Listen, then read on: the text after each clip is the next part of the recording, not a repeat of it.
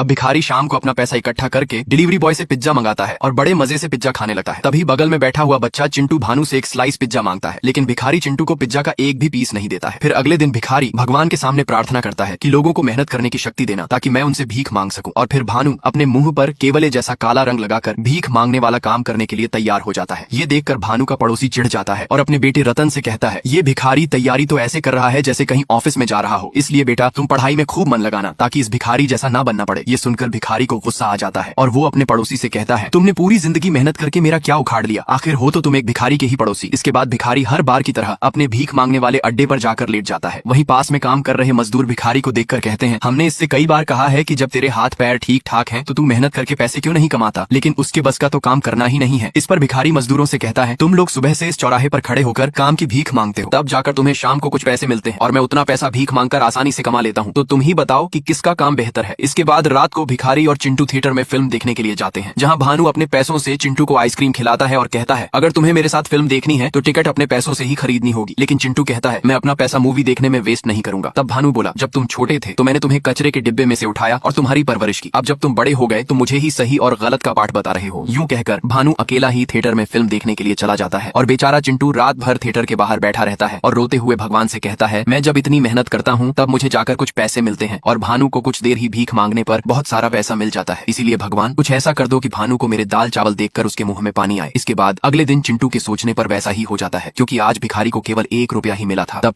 ये नजारा देखकर चिंटू बहुत खुश होता है और कहता है, भगवान मैंने